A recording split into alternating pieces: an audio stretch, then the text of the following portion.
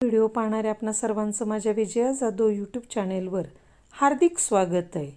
इयत्ता 10वीची परीक्षा होत आहे. यावेळी आपण कितीही कृतीपत्रिका सोडवण्याचा सराव केला असला तरीसुद्धा परीक्षा हॉलमध्ये गेल्यावर घाई गडबडीत आपण अनेक चुका करतो. अशा वेळी घाबरून न जाता काही सोप्या आणि साध्या गोष्टी आपल्याला लक्षात ठेवायच्या आहेत की जेणेकरून आपल्याला 10वीमध्ये 90% जास्त गुण मिळतील. पहिली टिप्स, पाठ्यपुस्तकाचे सखोल वाचन. इयत्ता 10वीची परीक्षा ही पूर्णपणे पाठ्यपुस्तकावर आधारित आहे. सर्वप्रथम दिलेल्या पुस्तकाचे सखोल वाचन करायचे. विद्यार्थ्यांनी गोष्टीचे पुस्तक वाचल्याप्रमाणे पाठ्यपुस्तक वाचणं गरजेचं आहे. कोणत्याही विषयाच्या पुस्तकामध्ये प्रत्येक टॉपिकनंतर सारांश दिलेला असतो. त्याच्यानंतर प्रश्न दिलेले असतात. सर्वप्रथम प्रश्न वाचून काढावेत. उत्तर माहीत नसले तरी चालेल. त्यानंतर संपूर्ण टॉपिक वाचून काढावा.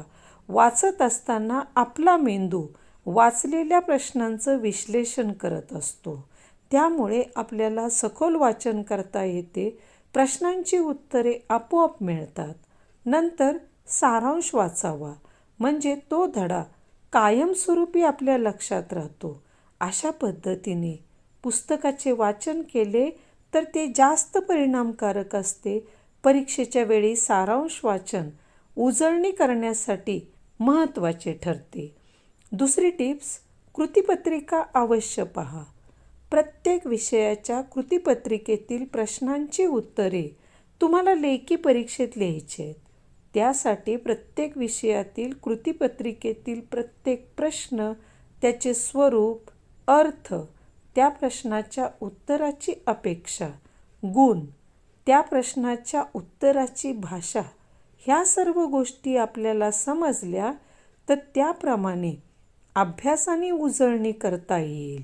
उत्तरे कशी आणि किती लिहायचे हे समजेल. कृतीपत्रिका समजून घेतल्यामुळे परीक्षेची भीती, ताण नाहीसा होऊन परीक्षेविषयीचा आत्मविश्वास वाढेल. उत्तम यशासाठी कृतीपत्रिका समजून घेणे आवश्यक आहे. तिसरी टिप्स आहे, उत्तरपत्रिकेचे विश्लेषण करा.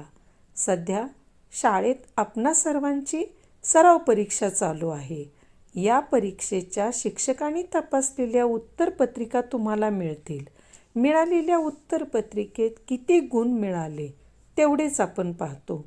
उत्तरपत्रिका ठेवून देतो, ती उत्तरपत्रिका ठेवून देऊ नका किंवा टाकून देऊ नका. तिचे विश्लेषण करा. बारकाईनं अभ्यास करा. आपले कोणकोणते प्रश्न चुकले ते शोधा.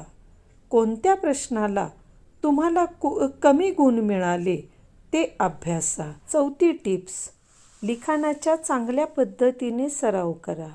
अनेक विद्यार्थ्यांचा लिखाणाचा सराव पुरेसा झालेला नसतो. त्याचा परिणाम पेपर लेखनाच्या वेगावर झालेला आहे. त्यामुळे आजही अनेक विद्यार्थी सर्व येत होतं परंतु वेळ पुरला नाही, वेळ कमी पडला अशी तक्रार करतात. प्रश्नपत्रिका वेळ लावून लिहिली तर लिखाणाचा योग्य तो सराव होईल व परीक्षेत वेळेत सर्व पेपर सोडवून होतील. यानंतर 5वी टिप्स, बोर्ड प्रश्नपत्रिका लिहिण्यापूर्वी जुन्या प्रश्नपत्रिका सोडवा. परीक्षेसाठी सर्व विद्यार्थ्यांची खूप चांगल्या प्रकारे तयारी सुरू असेल, परंतु परीक्षेत नेमके कशा प्रकारचे प्रश्न विचारले जाणार, पेपर कसा असेल, असे प्रश्न नक्कीच तुम्हा सर्वांना पडत असतील. तर काळजी करू नका. जेणेकरून तुम्हाला प्रश्नपत्रिका स्वरूप लक्षात येईल आणि पेपरमध्ये नेमके कोणते प्रश्न विचारले जातात हे सुद्धा तुम्हाला लक्षात येईल.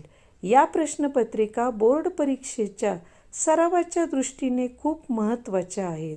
त्यामुळे या सर्व प्रश्नपत्रिका तुम्ही सोडवा. या प्रश्नपत्रिकांचा चांगल्या प्रकारे सराव करा.